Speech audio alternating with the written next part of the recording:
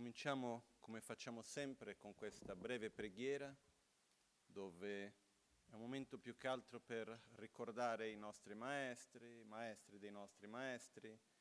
We begin, as we always do, with prayers to generate gratitude, thinking of our masters, the masters of our masters, because if we're here today, um, if we're here today because there have been people who have allowed us to be who we are today and to be here today. So I invite each one of you to connect with this feeling of gratitude, especially to those who have supported us and taught us.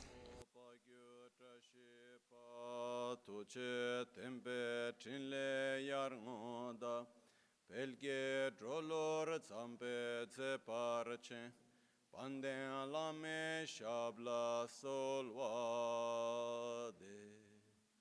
Oma Guru Vajradara Sumati Munisha Sane Karm Uta Vardanya Shri Bhadra Varsa Manya Sarva Siddhi Hum Hum Oma Guru Vajradara Sumati Munisha Sane Karm Uta Vardanya Shri Bhadra Varsa Manya Sarva Siddhi Hum Hum Oma Guru Vajradara Sumati Munishas Uta Vardanya Shri Bhadra Varsa Manya Sarva Siddhi Hum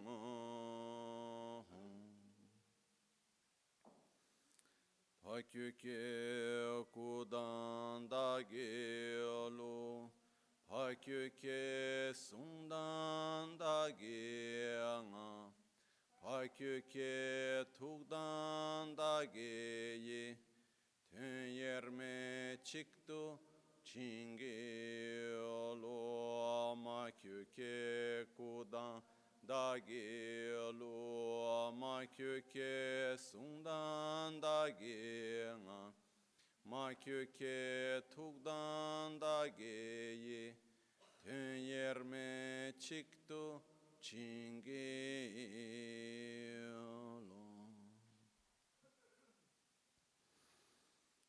Om Muni Muni Mahamuni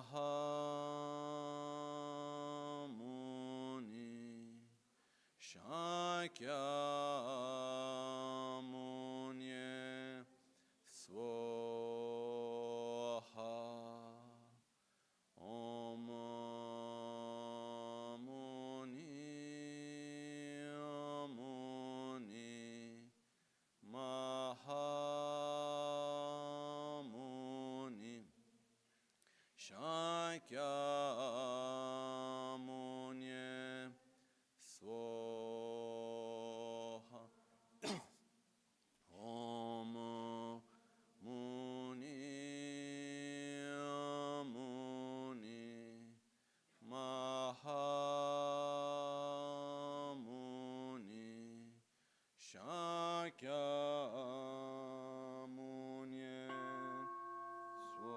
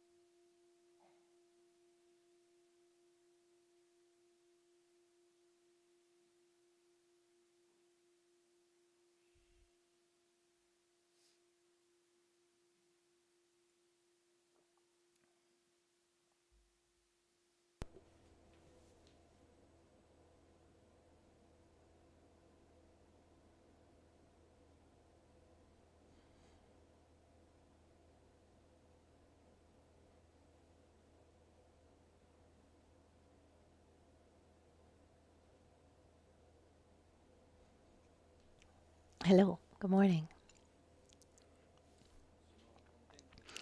I'm happy to be here today together with all of you at the beginning, I hadn't put in the program to put Albagnano in the program of this book tour for a few reasons. Because actually, since I teach so often here, what needs to be said has already been said, and I felt like it was a book mostly to go beyond the walls of the temple, but there were more and more requests, and so it does make sense to have to share the book here today. I think I've lost track, but I think in these 4 months, there were at least 25 different presentations. And so today I'd like to do something a little bit different. I mean, each one was different, but today I'd like to do things differently. I'd like to start by talking about, where this comes from, because I myself, I was thinking about it. Actually, I could say that everything began when I was really quite young, maybe 13, 14 years old. And in that period, I spent most of the year living at the monastic university at Sera, and then in about 2 months a year, 2-3 months a year, I would travel with my master around the world. He traveled so much, and he would bring me around. It was so what was supposed to be a kind of vacation was actually the really serious training for me. We would go to conferences or encounters where he was the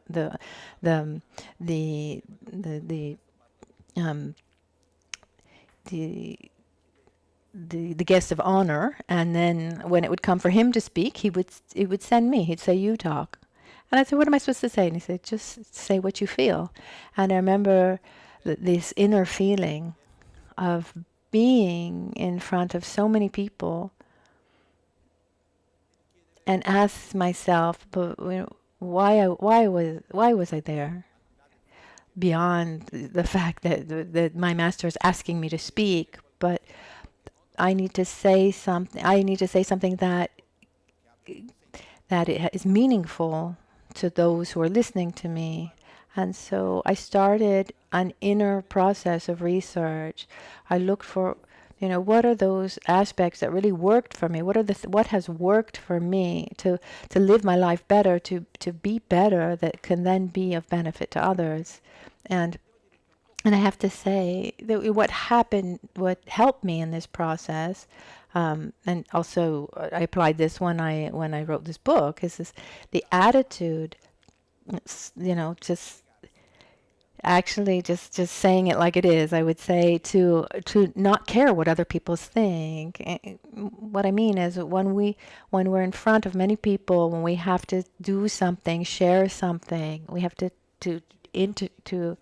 if we keep this attitude of how the others are going to receive me, if they like it, if they don't like it, then that would bring a lot of anxiety. That would bring worry, or you see somebody maybe with a strange face, a grimace, and then you already get really worried. So. Because we're always thinking about ourselves, aren't we? So if we see someone who's not well, we think that we must be the reason for that. But so instead, I would really keep this feeling like I'm here to offer the best of what I have, whether people like it or not. And at the beginning of this book, I never had a lot of experience writing, and there I actually sat there, and I sat there and actually started writing, and at a certain point I got a little bit worried, but then I brought myself back to that place, so inside, outside, where I said, no, I'm offering the best of what I have.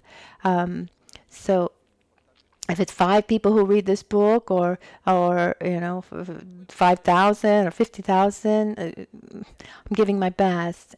And so over so many years of speaking to others, and I think maybe going back to like 1994 at the Kumpin Lama Ganshin, when Rinpoche asked me to speak, and I said, "Oh, let's simplify things. Let's do question and answer." And I see Ducho was there, and he asked me a question. I remember,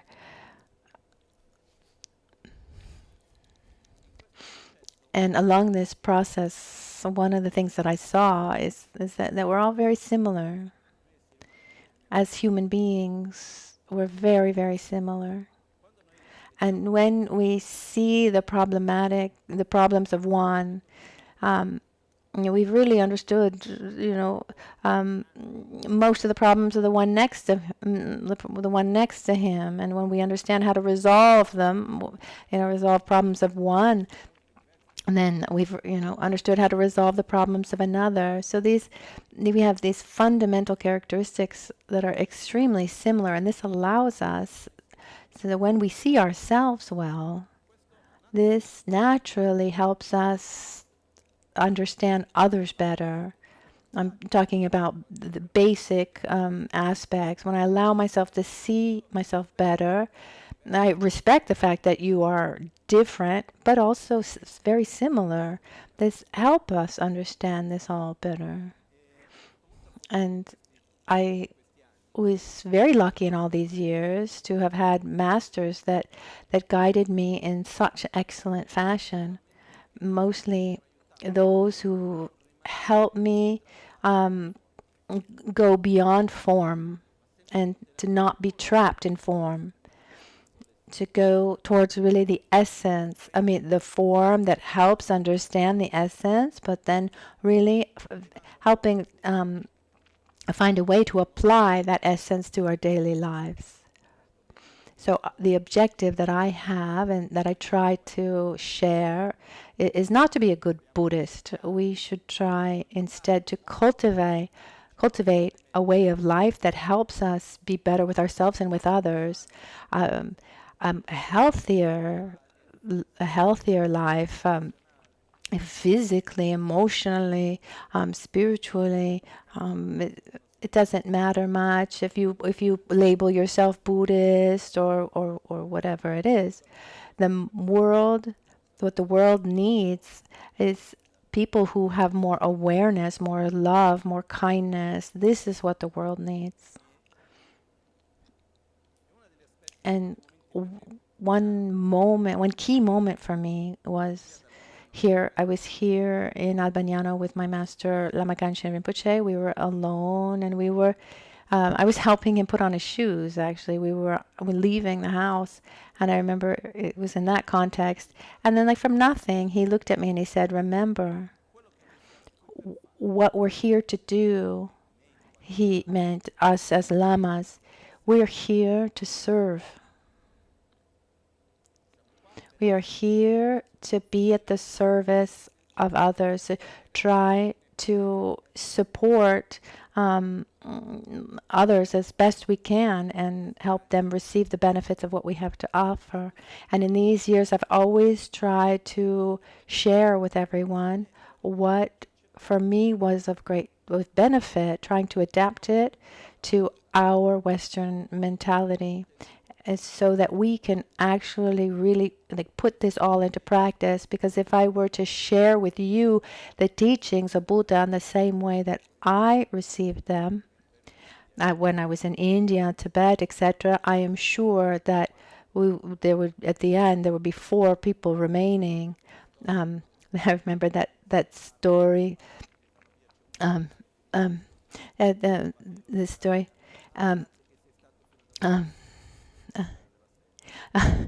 there's that story of, a room, and the master is speaking, and then at the end there's only one person left, and at the end the master, the one who was speaking, thanks the one who stayed. He said, "Oh, well, because I'm just in charge of the room. I'm just waiting for you to leave." So I remember once when we were together with Lama Ganchen Rinpoche in his room, he took a sadhana, this manual of meditation, and he said, "You know why I adapt the sadhanas? I make new versions." I said, "No, tell me, Rinpoche." He said, "Not only because we need to adapt to adapt to the modern times, but also to show you that you can do this too.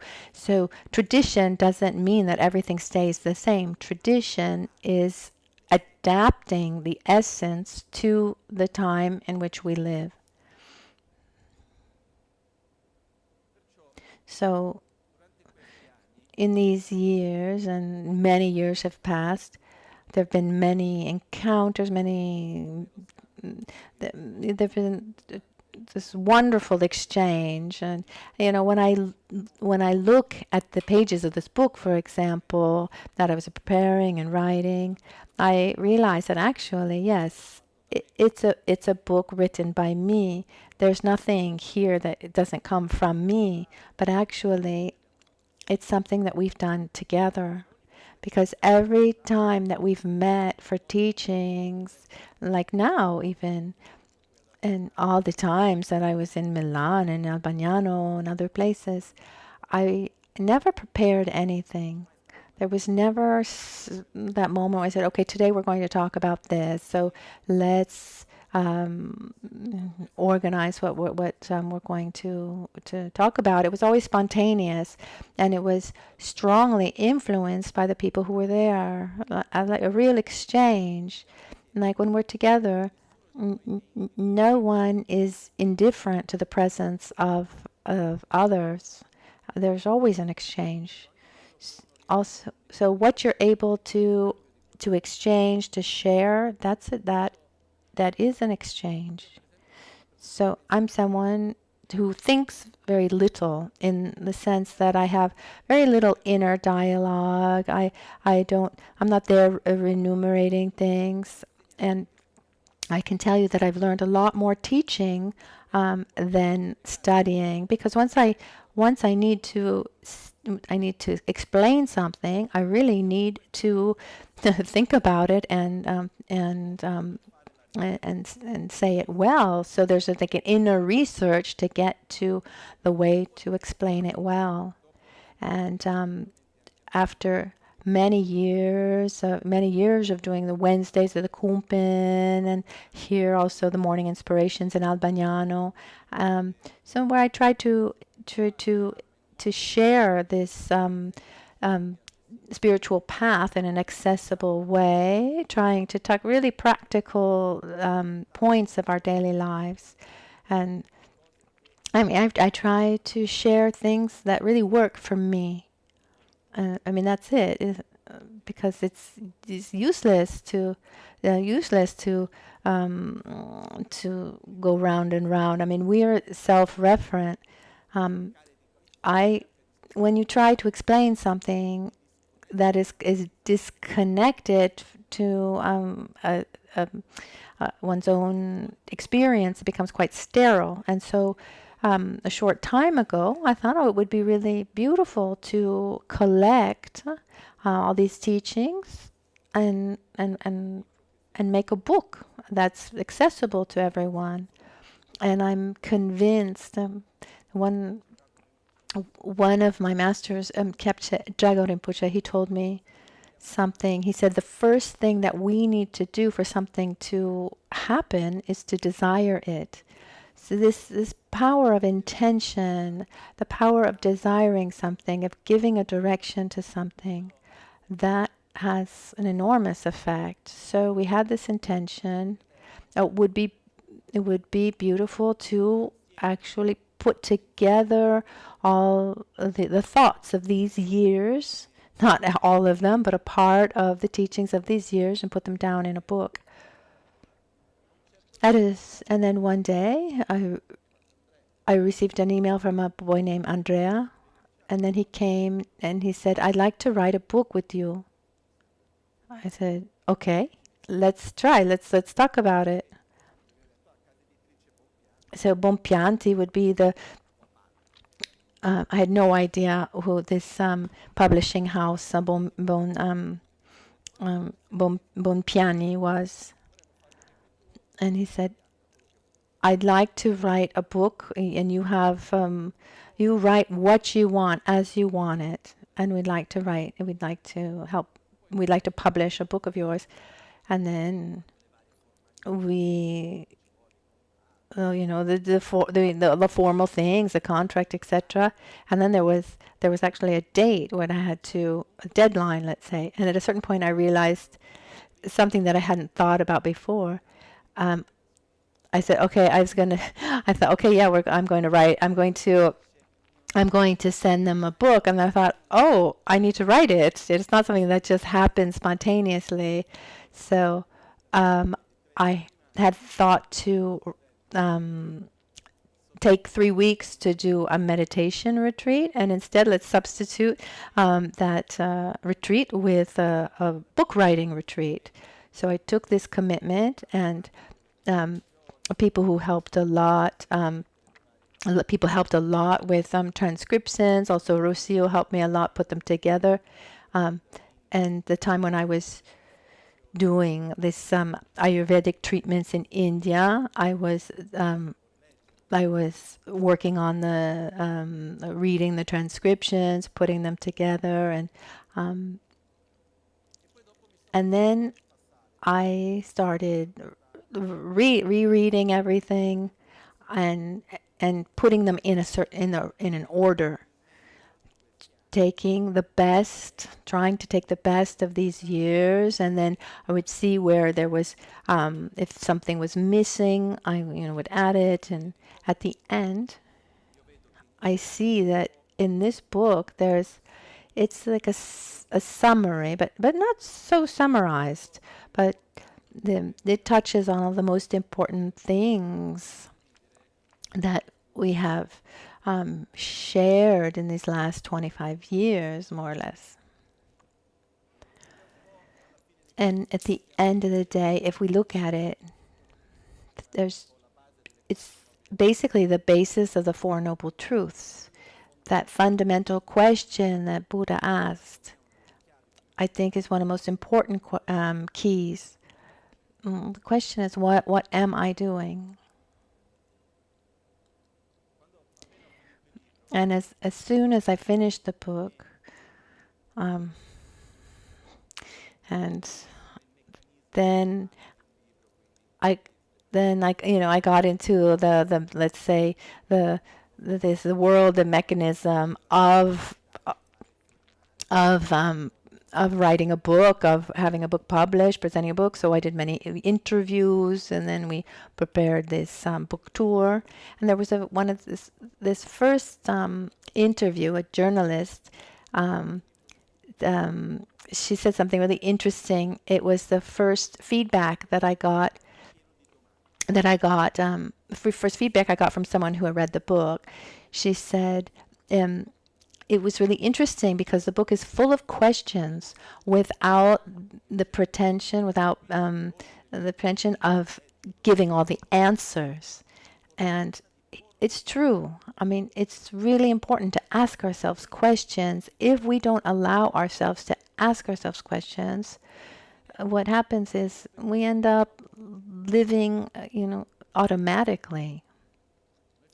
We end up desiring what is told of us to desire. We end up believing what those before us believed, that has been handed down to us. But our worldview, our desires, our dreams, we live all of this following from what's given to us, the culture in which we're raised, the ones around us, the education, the social cultural context. I mean, our life, just flows like this. We have problems, we try to resolve problems, and then there's the weekend and we try to relax, and then there are more problems, and then time goes by, and then now we need to prepare vacation, and then there's summer, and then there are taxes, and the life just goes on like this, one thing after another.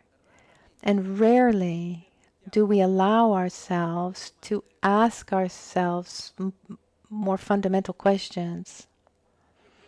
And I think that this is one of the most important points that we have. That's why I chose this title, Where Are You Going in Such a Hurry?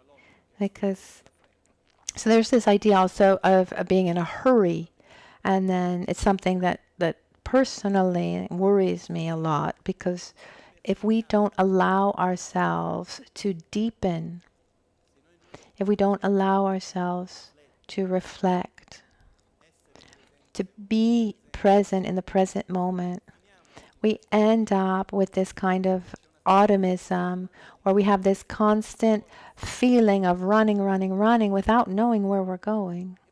And then it brings us at the end of the day a perception that's more and more superficial, and a discernment that is weaker. Because on one side we say, okay, we're free. Yes. Like saying, here I'll use an analogy, maybe it's not great, but it's easy to understand. I mean, we're free. Are we free to buy what we want? Yes. If you go to a shop and you've got money and you want to buy, and you go into a shop and say, no, this you can't buy. But here the answer is yes or no. I mean, we're free to buy what we want, given two conditions. We need to have enough money, and that thing needs to be for sale. Because if I go to a shop and there's something I like and I say, I want that, and I say, would you have money? No, but they said that I'm free to buy what I want, and it just doesn't work like that. Or if I say, I want to buy this, I have money, but it's not for sale, they're not going to give it to you. So we're free in our life to do everything that we want, respecting the present conditions and the causes that have been created. We are conditioned inevitably from our past, the experiences that we've lived, the view that we've constructed. We're constantly influenced by our past. We don't have a choice here. And I think this is quite clear, isn't it? So within our freedom, it's important for us little by little to ask ourselves questions, so that we can break these dynamics. Because if the system that we were in worked well, then there wouldn't be problem. But when I look around, I don't see so much happiness, satisfaction, love, peace. I don't know if you see someone different. I see a lot of anxiety. Yeah, there's joy, there's love, there's also satisfaction, thank goodness. But there's a lot of dissatisfaction, anxiety, fear, anger, resentment, jealousy, envy, etc. There's very often there's this inner state of malaise, and when we look around, we live in one of the luckiest periods that have ever existed. I don't know how many of you have ever had an experience where you didn't have food to eat or couldn't protect yourself from cold. I don't think there are many here. Maybe once who went hiking in the mountain and forgot to bring enough food, and then for half a day was hungry. Or in the Buddhist tradition, we have the 8 Mahayana precepts, and one of the vows is to not eat after midday. And people worry and say, and if I get hungry, well, nothing's going to happen. Then you eat the next day. So we live in a context where we take for granted an easy survival, but that's not the reality, unfortunately. It's so widespread on this planet. But even having marvelous conditions, often there's so much suffering. And if we go to see, our suffering is mostly mental and not physical. These worries and anxiety, looking at our past and enumerating the past, and the worries about the future, or thinking it's like this, but it should be like that, or why does this person act like this, or without all of our other stories, let's say. But here there's a fundamental question. First of all, is or is it not possible to be happy? I mean, maybe it's not possible. I've asked this question seriously when I was a young man, around 18. And I'm not joking. And I realized that once I met people that were a clear example of happy people. And they were people who lived in this world, and their life wasn't necessarily easy. I mean, these were people who had a lot of problems. And one being Lama Rinpoche. Lama Rinpoche didn't have an easy life. I'm sure that many of the difficulties and problems that he had to face, if they had happened to us, we would just we'd be following therapist after therapist and taking lots of antidepressants. Instead, he was in peace. He was happy, and I had the great luck to meet other masters, and these people were people who showed their wellness and joy, not through external context, but through the inner sense of being. So, and if I'm not well, wherever I go, I'm going to bring that malaise with me. And vice versa, if I'm happy, I bring that everywhere with me. Sometimes I ask this question to children when they come for like school trips. Just going to the essence, I would say, have you ever seen an adult who that would complain because they're stressed at work? Yes. Has it ever happened to see that adult during vacation who was also stressed during vacation? So the question is, the adult who gets stressed during vacation, is that because the vacation itself is stressful, or because that person is stressed? And they get it.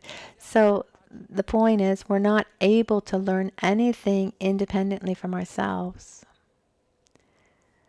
And here, there's a fundamental key that is at the beginning of the book. I talk about the two utopias, the material utopia and the spiritual utopia, where one asks oneself the question, where do I project my happiness? And the point is, we're constantly trying to be happy through the creation of a perfect world around us. We want someone to act in a certain way. We don't want the situation to be in that way. We want this to be like that, etc., etc.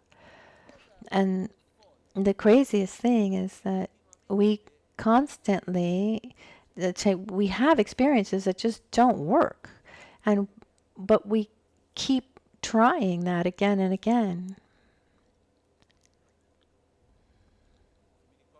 If I remember well, there's a phrase by Einstein that says something like, ignorance is not to err. The ignorance is to make a mistake, to err, and then to keep making that same mistake again and again. So we keep repeating the same dynamics because we don't know another game. And often we don't even stop to ask ourselves what's working, what's not working. So the first question to ask ourselves is, how do I live my life? Is it working for me or not? Do I live it well or not? On some points, yes, some points, no. And the fundamental key is that all of us, we have this ability, not immediately, but gradually. It's a long process, yes. It's graduated, but it's possible. We can change our way of living, our way of thinking, of speaking, of interacting from a way that hurts us to a way that is beneficial to us. This is possible, but first of all, we need to desire it and see where we put our energy, because the most important force that guides us in our life is desire. At the end of the day, go round and round, and we don't do anything that we don't want to do, really. Even when we do something theoretically that we don't want to do, we think that it's best for us. Or it's the thing to do. So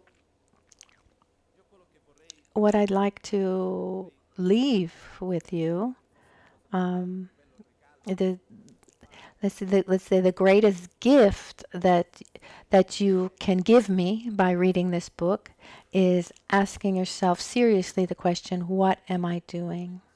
And by asking that question, you allow yourself to desire and see that it is possible to change. Otherwise, otherwise, we have the danger. There's the danger of falling into a comfortable survival, where we not only uphold and give continuity to our unhealthy dynamics, but that's also what we leave for the next generations. Because regardless of what it is, I mean, our way of being and thinking and speaking, every aspect of our life, it just doesn't end there.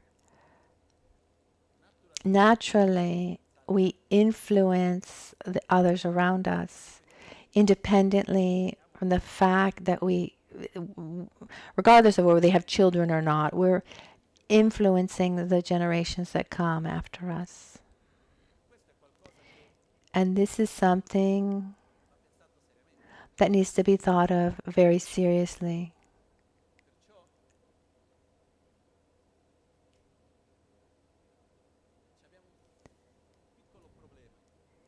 We have a little bit of a problem in all of this. We're not able, I mean, it's really difficult for us to ask ourselves these questions. What am I doing? Where do I want to go? Who do I want to be? How can I get there?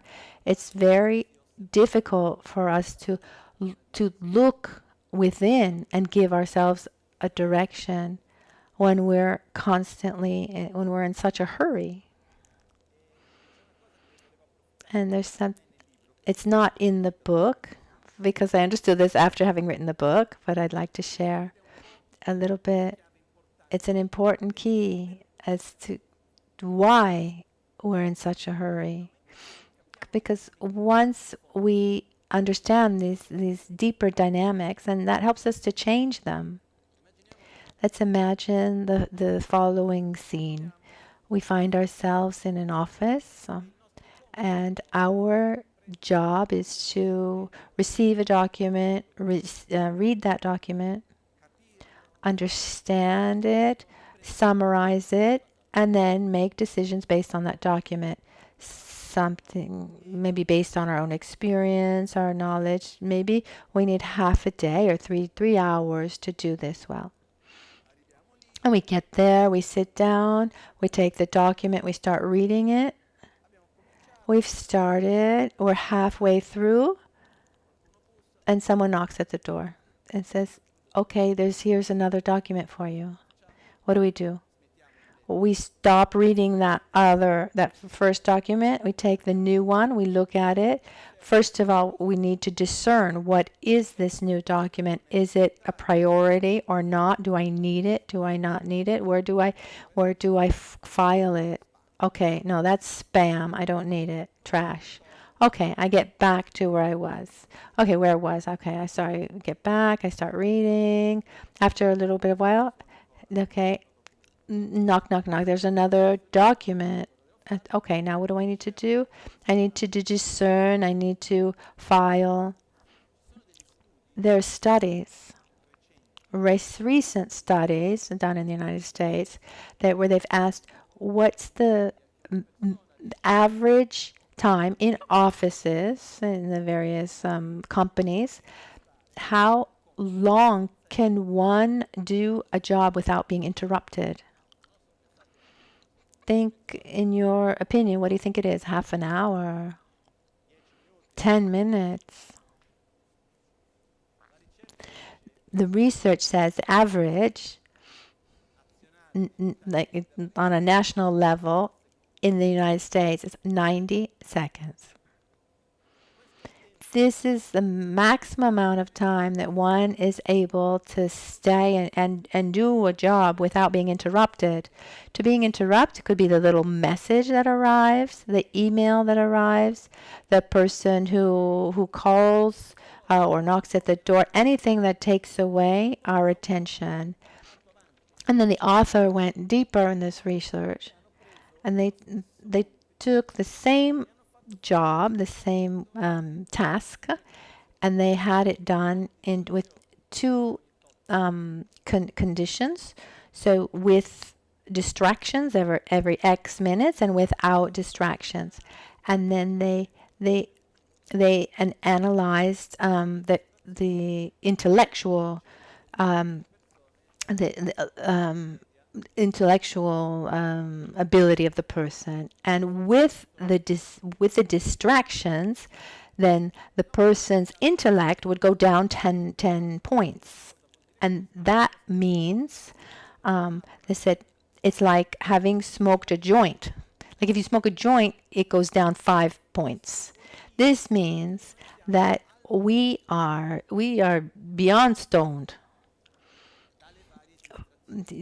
by various distractions. And one of the explanations of this, if we go to a very material way of thinking about our brain, we have this ability to they're related to our synapses, etc. So we can elaborate data in a limited way.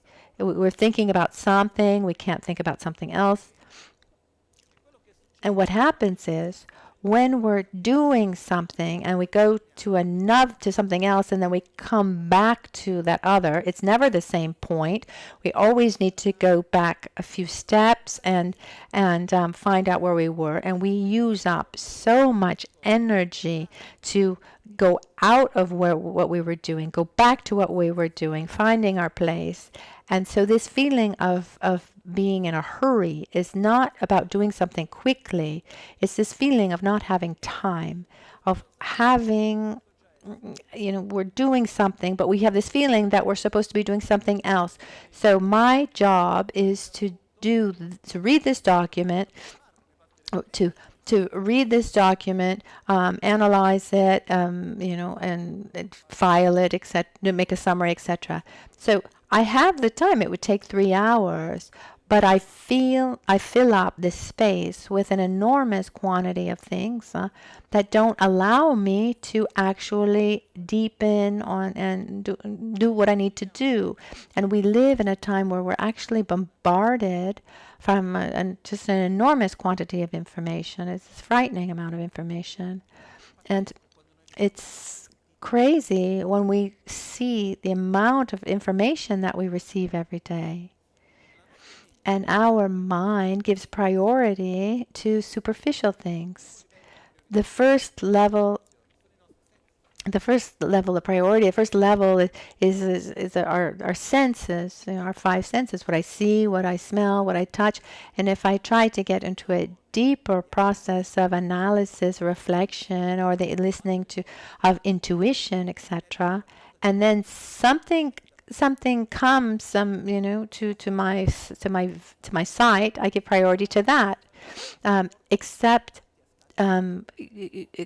for people who are really trained in deep in concentration. But otherwise, as we see something, we give priority to that. And this study that we were talking about before, the conclusion was, what happens when a person is constantly interrupted, and at a certain point is no longer interrupted. He interrupts himself. You're there to do a job, and at a certain point, there's nothing that's interrupting you, and then there's that kind of anxiety. You pick up your phone, you go to the window because we're no longer able to sit to sit because we've lost that habit.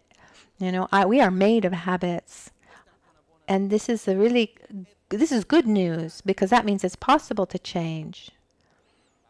Just little by little, don't follow that previous habit, and little by little follow a new habit, and you can actually change. But first of all, to do this, one of the things that's necessary is to take the reins of our life in our own hands.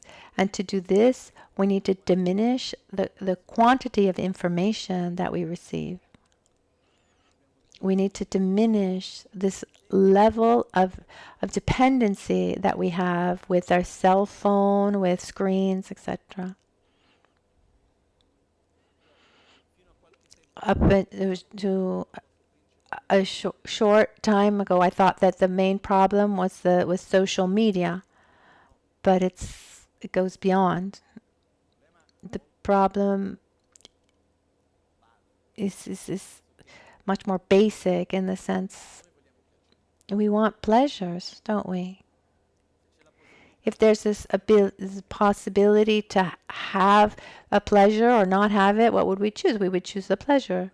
One of the forces that pushes us is the law of the minimum effort and maximum comfort. If we can do something with less effort, we would do it. If we can have more pleasures or fewer pleasures, we would choose more pleasures. This is just a force that pushes us constantly, with a tremendous amount of side effects.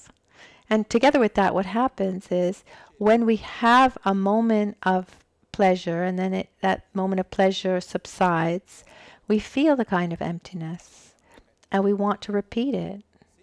If to repeat that, to bring back that pleasure, if I can find it in something close or something far away, I'm going to choose the thing that's close to me. This gradually creates dependency, addiction, without getting into the details. This is something that is treated more deeply in the book.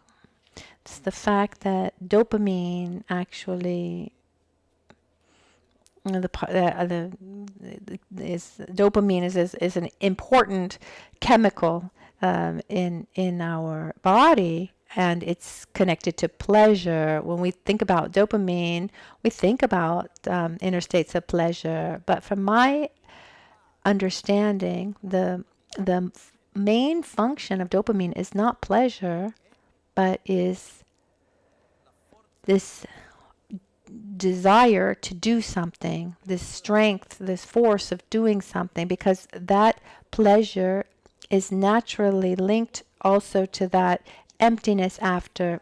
and it's that emptiness that brings us to want to do it again. So when I eat and it's pleasurable, the fact that eating is pleasurable is a mechanism to remind me to get me to eat again. Because if I eat and it's not pleasurable, and then it'd be hard for me to put so much effort into eating again. I mean, how much effort do we put into food and eating? How much of our actual job is connected to having having meals? You need to go to you need to do shopping, you need to prepare the food, you need to eat the food, you need to clean up the food, and also just the plates, and then your body. It's a tremendous amount of energy. If it weren't pleasurable, I mean, who would do it? And if hunger wasn't unpleasant, and that's the way it is for many things. So dopamine and pleasure is strongly linked to this desire to do something that pushes us to do something. The problem is when I'm able to I'm able to get the dopamine doing less. Like if I can have pleasure just here right in front of me instead of going there, and there's a very basic dynamic with dopamine. So color, movement, sound, and novelty, this all generates dopamine. Color, movement, sound, and novelty. And in our cell phone, what do we have? Color, movement, sound, and novelty. And the most of the time that we take this object in our hands, what we want is to satisfy that lack of dopamine. It's not that we're actually interested in something. Every once in a while, yes, but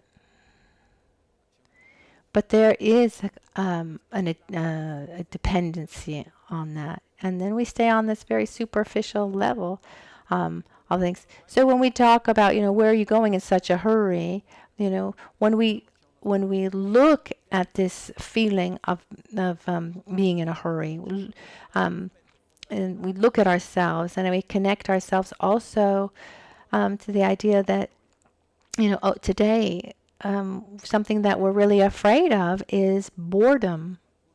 As someone says, "Oh, but what's going to happen if I get bored?"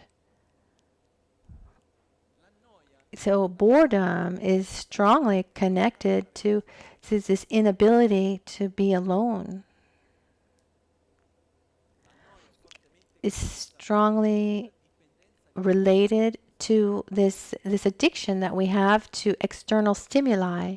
What's interesting that if we don't allow ourselves to live boredom, go beyond boredom, we don't come into contact with two of the most important aspects of our own being: creativity and intuition.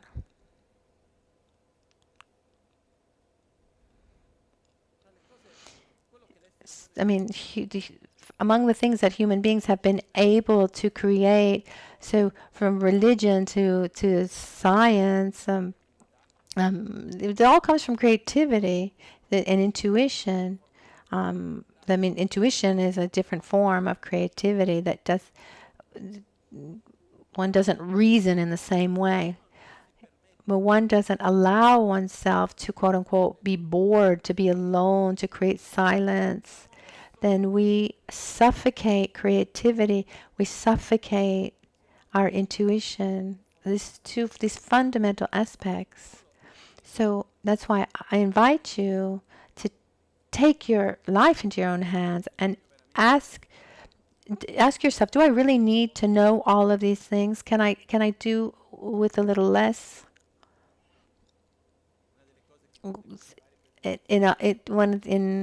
Among all these the various presentations of the book, a little bit jokingly, I said, let's give ourselves can give ourselves some little challenges. How about getting out of the house without your phone? Maybe just walk around the block. Just start there.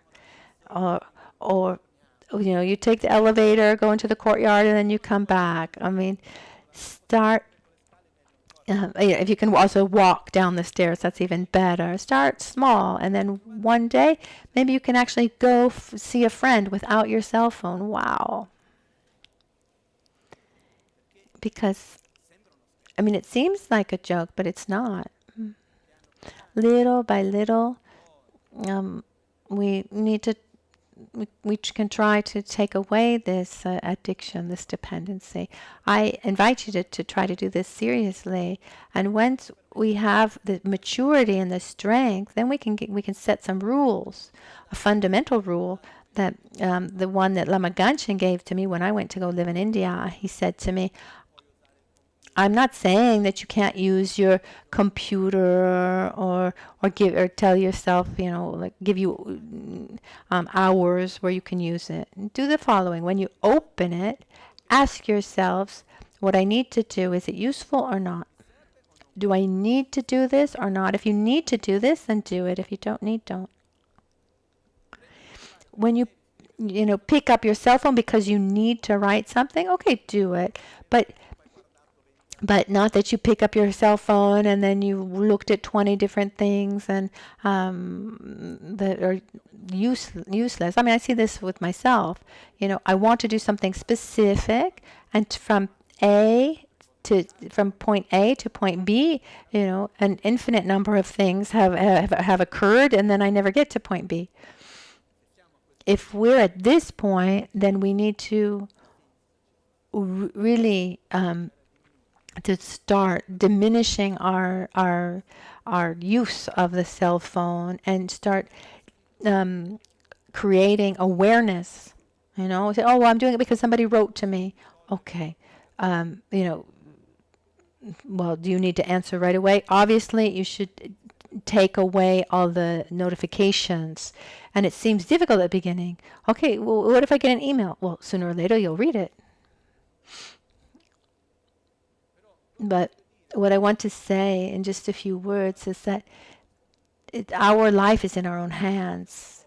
And the strongest thing is that it's not only our own lives. The way that we live our life is really what the others will inherit from us. So we need to try to the best of our ability to live our lives how we want the others to then live their lives. Then there's a point here, just a few days ago, I was at a high school, at High School Castelli in Verbania, and talking to the kids. I remembered, when I was a child, I would often hear, oh, you young people are the future. And I didn't like that. So I was thinking, why? You're putting the responsibilities onto our shoulders. No, the future is in everybody's hands. The future is the result of the present moment. And so everyone who lives this present moment, they are the future. I understand that the young people will continue after the older ones are not there anymore. But what are we leaving? This responsibility belongs to everyone. And the beautiful thing is that it is possible. We can do a lot. We live in a time, just looking around, we see many things that we don't like. Wars and many other things, many heavy things. And one question that I've asked myself is, what can I do? And I found an answer. I think it's valid for all of us. No one of us has the possibility or the ability to resolve the problems of others, not even the one next to us. But we have this possibility to be part of the solution. That for sure. And that's something that depends on how we live our lives. one of the most beautiful aspects in the Buddhist teachings is called to bring the result in the path. I try to live today according to how I want to be tomorrow. Then little by little I become that. I try to live today and relate to others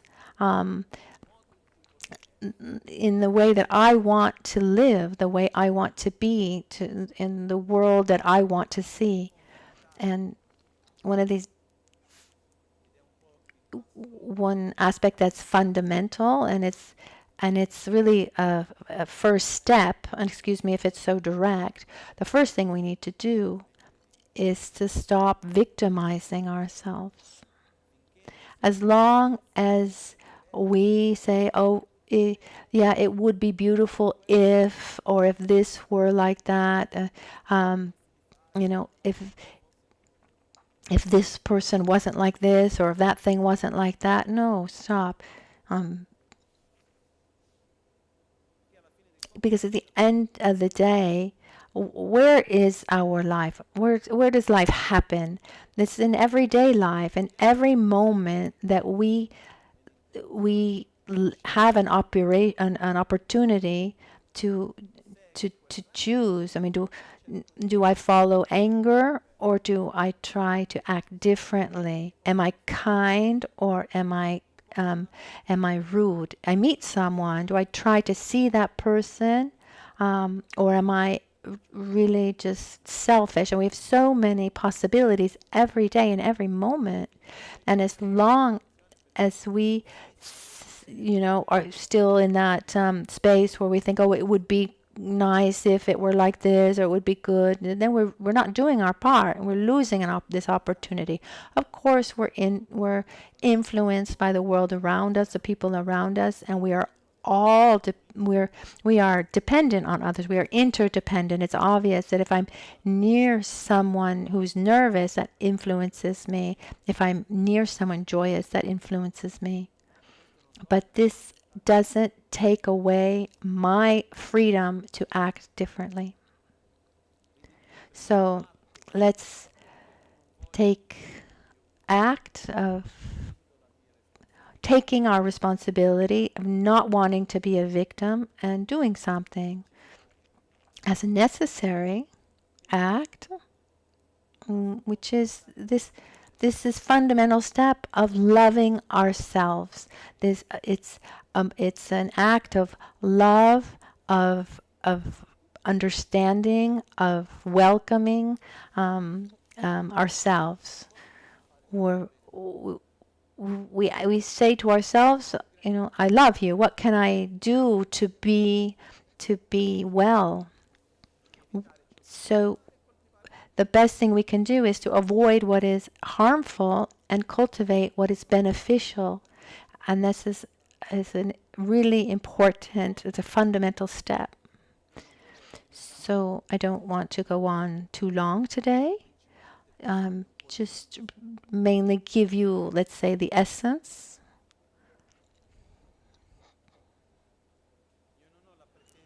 And I don't expect this book it wasn't written, it wasn't published to please. At the beginning, there was a first version actually, and then when we reviewed, there was a very kind of a formal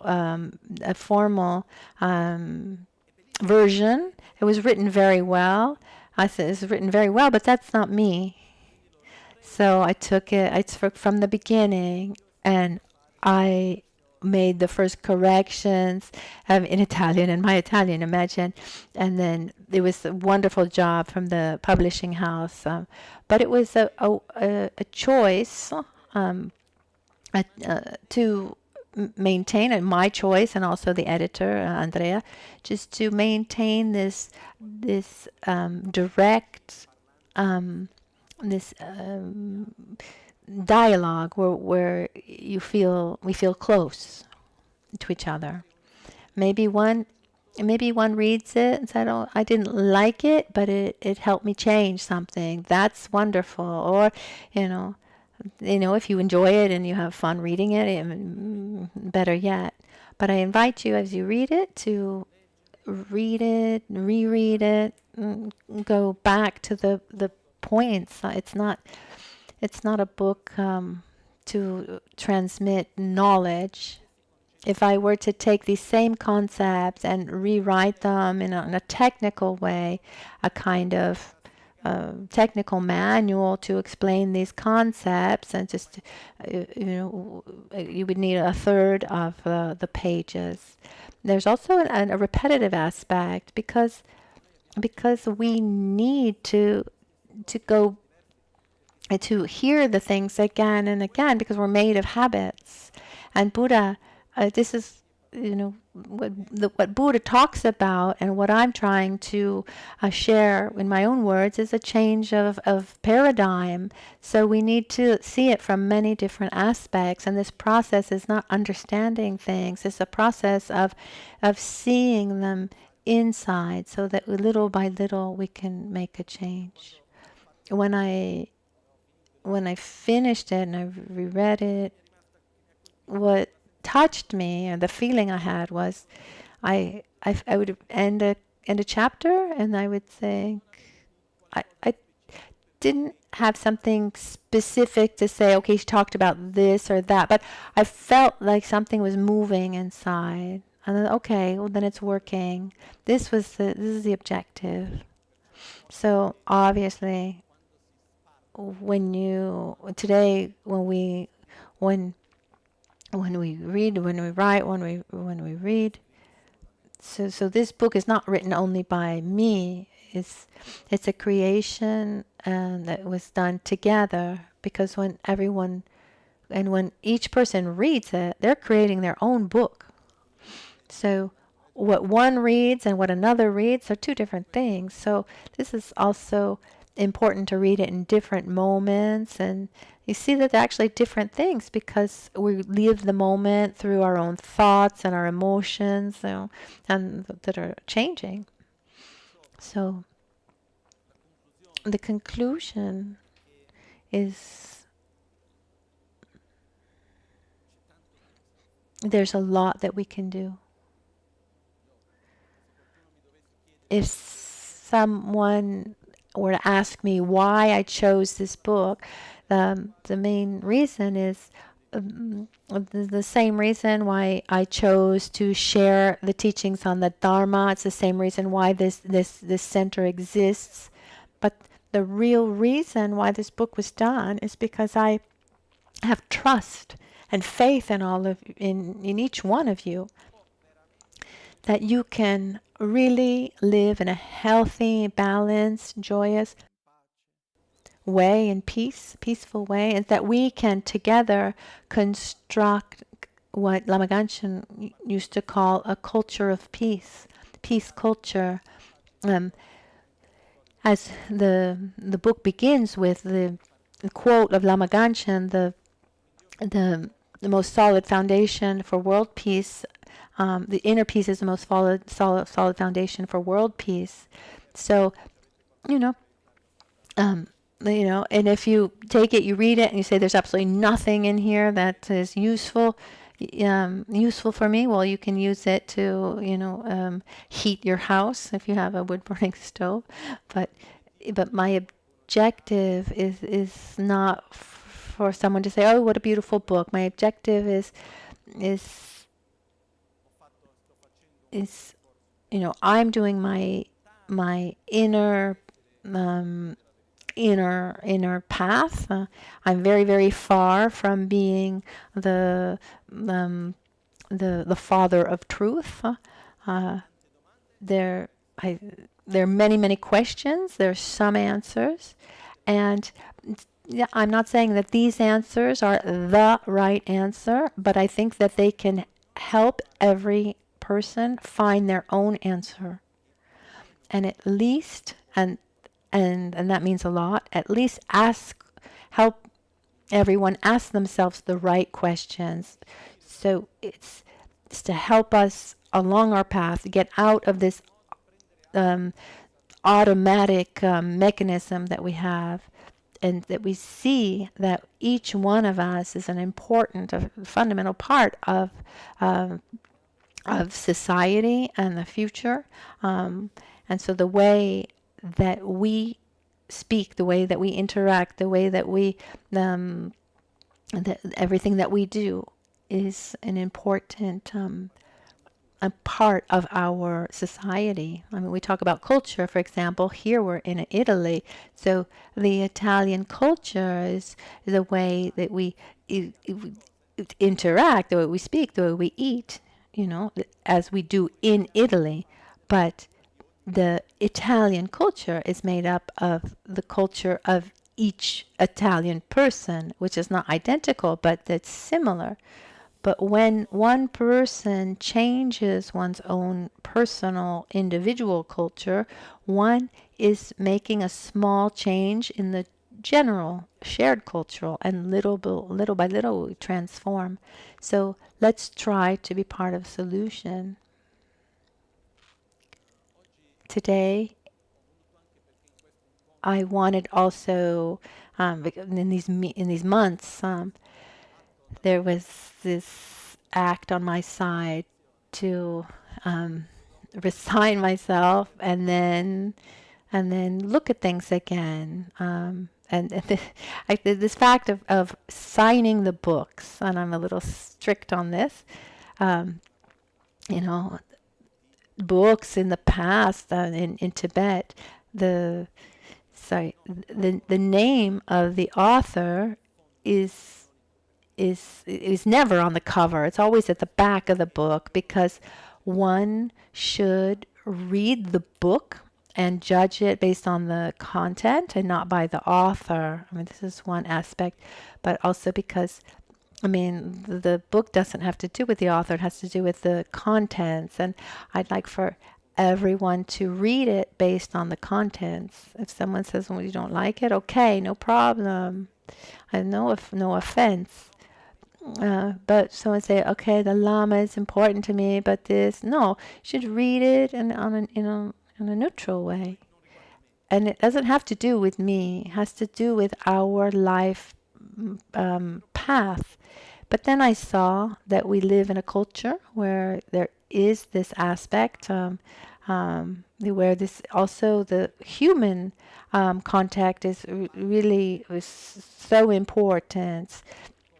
And it's said that the point of the starting point, the starting point for one's path, we need this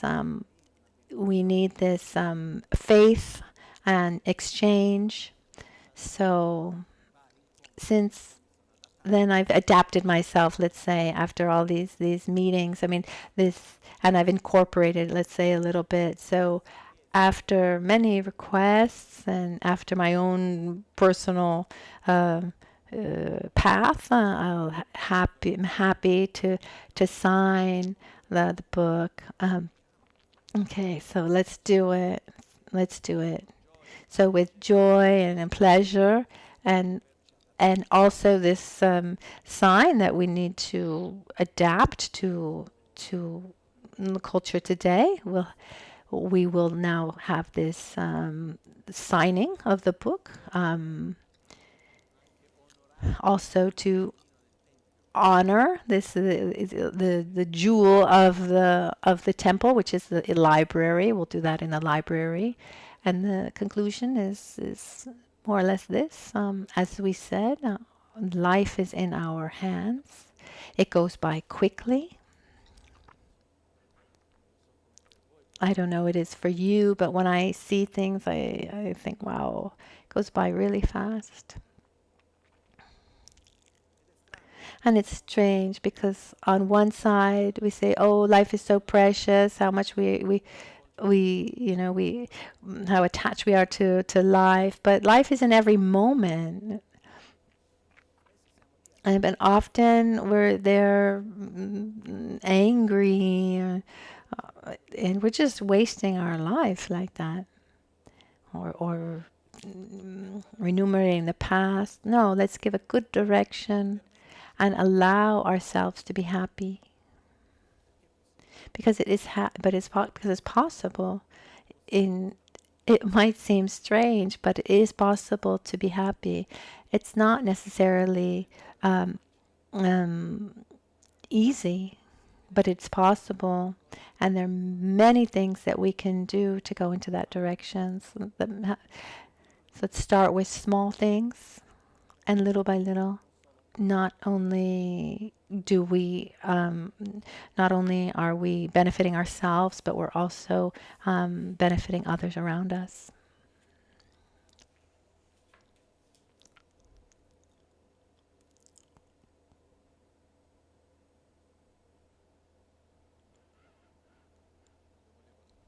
I'd like to thank each one of you from my heart, because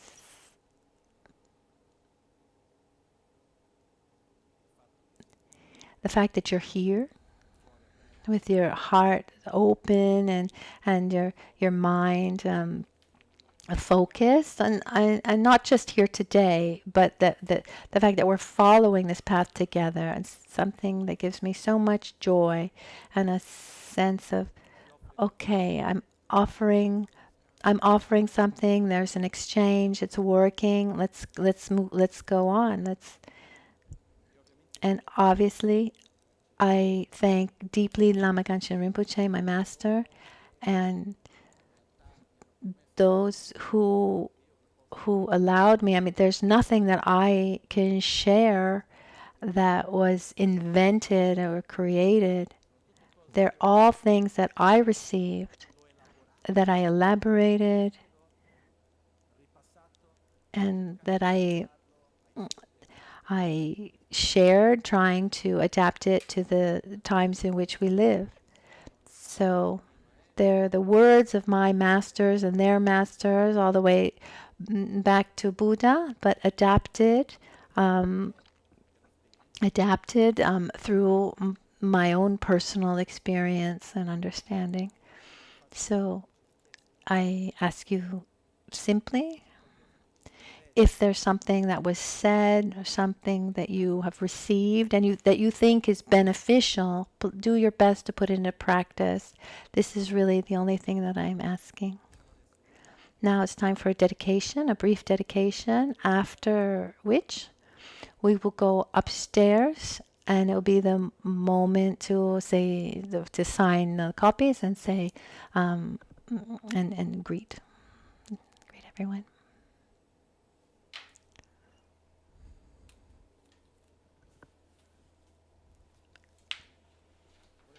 I'd like to dedicate here at the end. I've written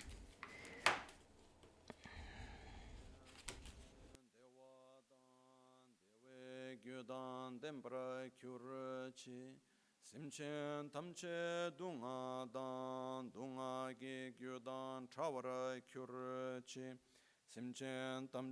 dunga mepe dewa dangmi chelwara kyurchi.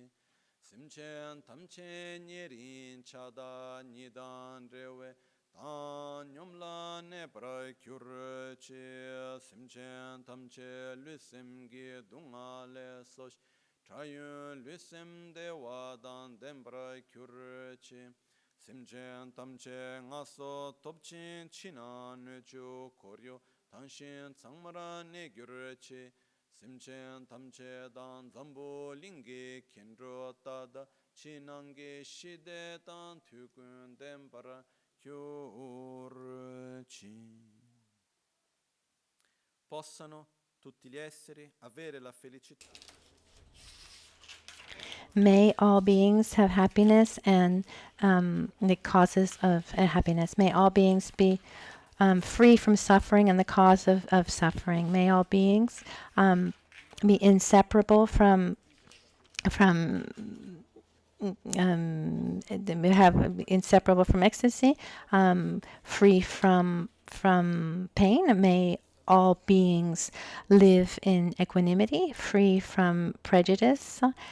May all beings be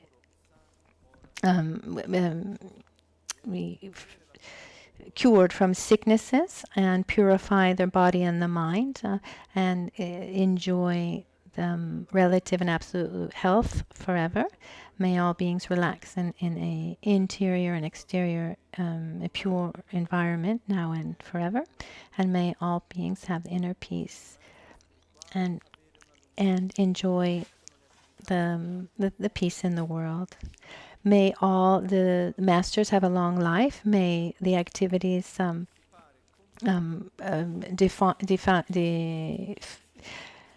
themselves in the 10 directions. Hold on.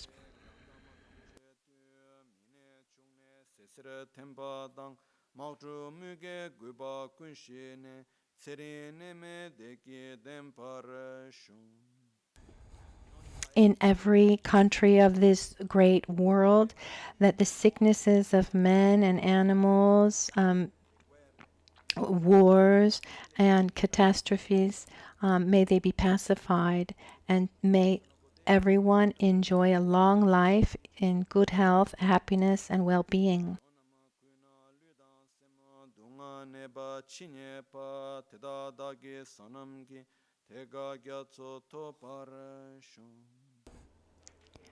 In all the directions, may any being that is suffering physically or mentally, through the positive energy that has been created here, may they obtain an ocean of happiness and well-being.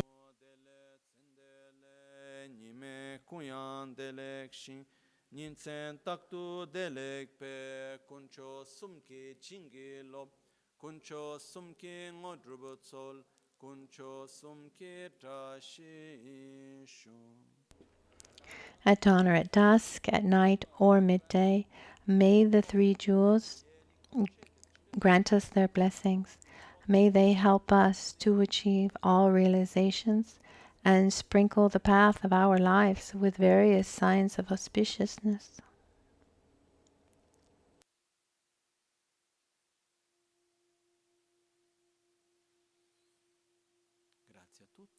Thank you, everyone. Now we'll go up to the library and have a good lunch.